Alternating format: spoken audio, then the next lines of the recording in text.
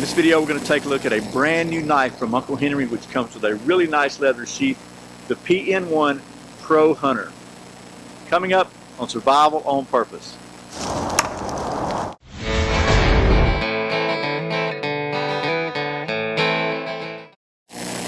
Welcome back to Survival on Purpose. My name is Brian. Thanks for joining me. So, today after Christmas here in Georgia, we got no dogs today, but we do have an air conditioner humming in the background on the day after Christmas. So anyway, rambling already. Got a really nice new knife to show you here today for the folks at Uncle Henry, which is a Schrade company. And Schrade was kind enough to send this to me so I can show it to you. It's the PH1N Pro Hunter knife, and I got to tell you, it comes with a really nice premium leather sheath. I'm very impressed by this package here, so without much further rambling, let's go ahead and take a quick look at the details and what specs I have on this thing. Again, this is a brand new knife. It is not on their website even, but they sent me a catalog. I do have a few specs from the catalog, and then we'll get to doing some of that knife stuff. All right, once again, this is the Uncle Henry PH1N Pro Hunter Full Tang knife. This knife features a 3.6 inch or 9.1 centimeter drop point blade of 7CR17 MOV high carbon stainless steel with an 8.1 inch or 20.6 centimeter overall length. The knife weighs 6.9 ounces or 195.6 grams. Comes with stagline handles, a lanyard hole, brass bolsters, and a premium leather belt sheath. Okay, so that was some of the close-ups and what specs I have on this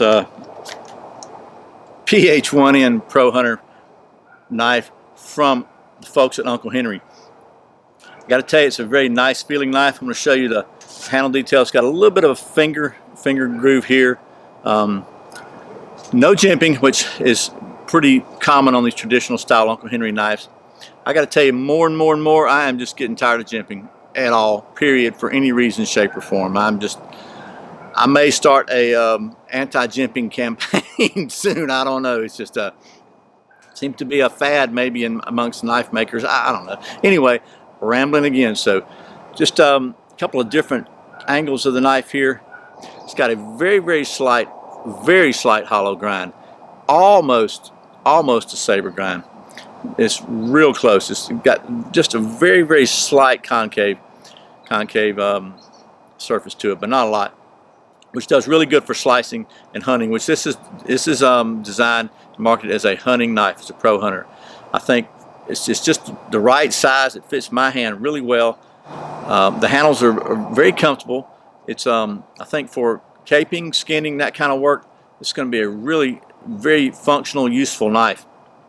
Got the drop point blade, which I like. I like the drop point design. It's I'm going to say it's about 1/8 of an inch thick, and of course it tapers towards the end.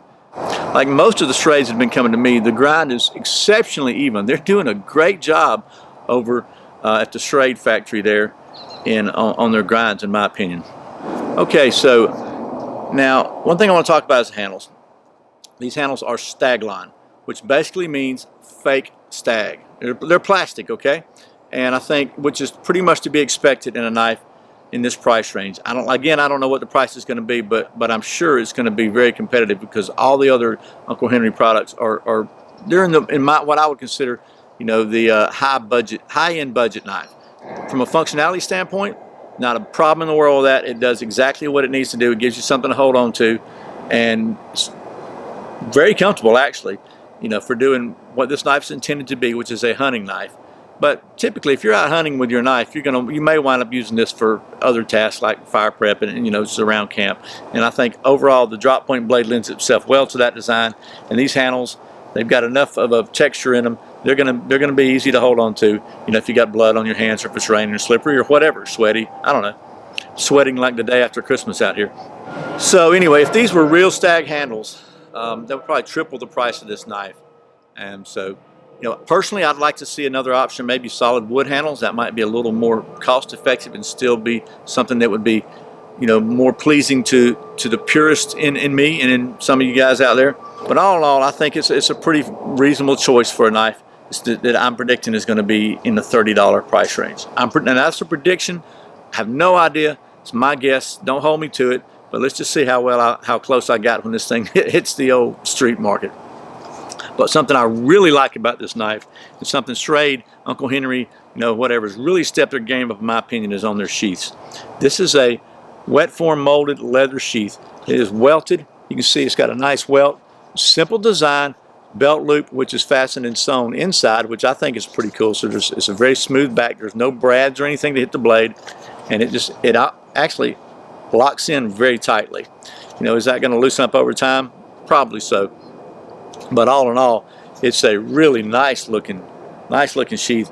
Very simple design, but in my opinion, this is a premium sheath. This is a really nice job from Schrade, and it fits in there really well. And then it's got the leather lanyard on it, which I don't really care too much for, but it's there if you need it. So now that I've rambled enough, let's take this down to the old stump top and get to doing some of that knife stuff. Okay, so I've got here a piece of poplar here, and this, as you can see, it's about the maximum you're gonna want to baton with this thing. It's got like a 3.5 inch blade. This is probably about a 2.5 inch piece of wood, maybe 2 1/4. But you can see there's not a lot of room left over there to bang on. But we're going to bang a little bit because why not, right?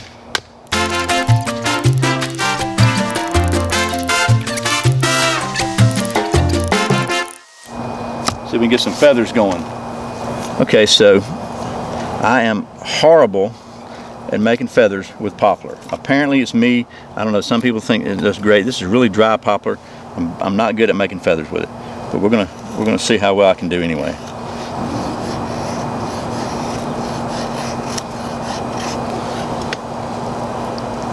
Okay, actually not too bad for me and poplar. Nice little pile of pretty fine shavings there. So let's grab another piece. Maybe I can do a little better job. Let's see.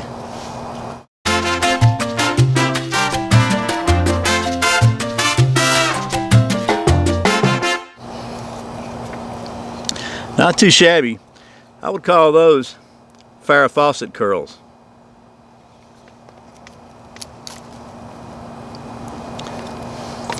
A little bit more, maybe a couple more. Let's get some really fine ones here.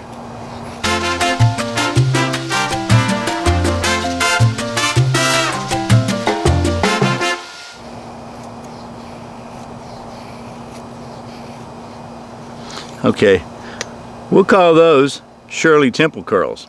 If you're not old enough to know what that means, then look it up on the old internet there. So let's see what we can do with that. Okay, I've got a absolutely plain, really cheap ferro rod here.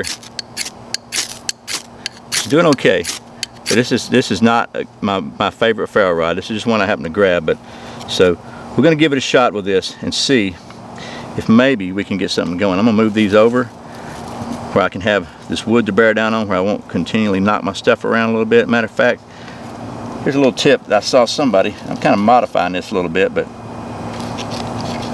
I forget where I saw this, about putting a groove in the wood to hold your ferro rod. Well, I'm going to just make a little notch here to hold this one so it doesn't jump around on me too much. And let's see what we can do with this. I don't know if I'm going to get it or not, because I'm not thrilled with this rod, to be honest with you.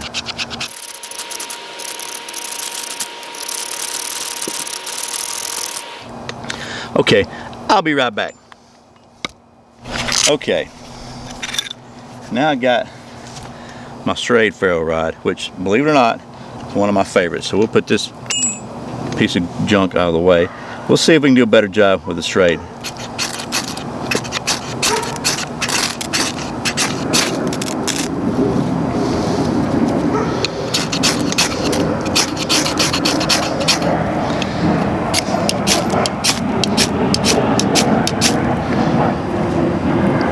Okay, so we don't really have, like I said, a super sharp 90-degree spine back here, but it does have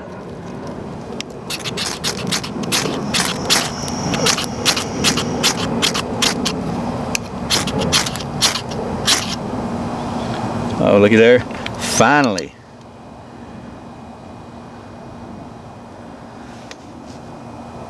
All right, well, I think we got it.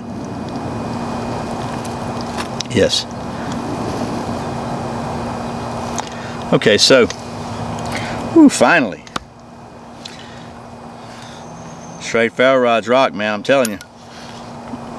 Okay, well, as you saw, it's absolutely capable of striking a ferro rod. Doesn't have the sharpest spine in the world, but it's sharp enough to strike a ferro rod. And that's just another little quick reminder of how important it is to have, you know, the right fire making stuff, because fire, in my opinion, is so critically important. The first ferro rod I had, it's one of those $5, you know, cheap no name brand ferro rods that the handle has obviously come off of. And then this is the Schrade. I think it's about a $6 ferro rod. Now you can see the difference in diameter here, and this is not a ferro rod review, but the I think the biggest difference in my opinion is the composition. I like these Schrade ferro rods. They just have a softer composition. They have a lot more flammable stuff in them, or magnesium, or whatever it is. If this was sharper, I have no doubt it would have worked a little better. I have no doubt if I'd have put some fat wood in there, I could have got it with the first one, because it was throwing out some sparks. But you may not always have fat wood, right? So that was just a piece of poplar that we split out in the center, batoned out, which is another reason that batoning is a viable thing to be able to do with a knife. And we're able to get a fire going in what has been extremely wet weather here in Georgia. So that was a loud plane. So that was a baton test, that was a feather test, and a fire test, which in my opinion are three of the most important things you can do with a knife. Don't really have an animal to skin, but this hollow grind is extremely good for slicing and those type tasks. I have no doubt this thing is going to skin like nobody's business. So really, the only other test I can think of is going to require modification. I really need to remove this lanyard, because I don't really have a use for lanyards much anyway, and this thing is in my way. Oh, it just immediately improved the balance of this knife. All right, well, I think that's pretty much the full range of industry standard testing that can be done with a knife. And I got to say, the Pro Hunter PH1N from the folks at Uncle Henry passed every test with flying colors. So once again, thanks to the folks at Schrade for sending me this so I can show it to you. Hope this video has been helpful. If you're looking for a very functional, useful hunting slash camp slash take out in the woods with your knife, it really gets the job done, and probably won't set you back an arm and a leg to do it. You might want to check out the PH1N Pro Hunter version from Uncle Henry. And again, it's got a really nice sheath with it. So anyway, I'll stop rambling now. As always, thanks for watching Survival on Purpose. Thanks for subscribing. Thanks for clicking that thumbs up, for sharing this video with all your friends, for watching all those ads, and for doing all your shopping on Amazon through the Survival on Purpose links. When you do that, it really helps the channel, and I really sincerely appreciate the support. Once again, my name's Brian. You're watching Survival on Purpose. Remember, survival is not an accident. So be prepared, and I'll see you next time.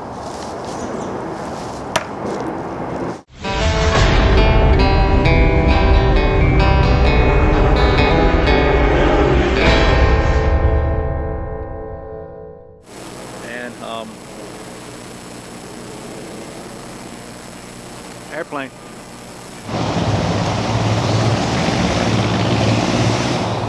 All right. They must be having a busy day after Christmas at the old Atlanta airport.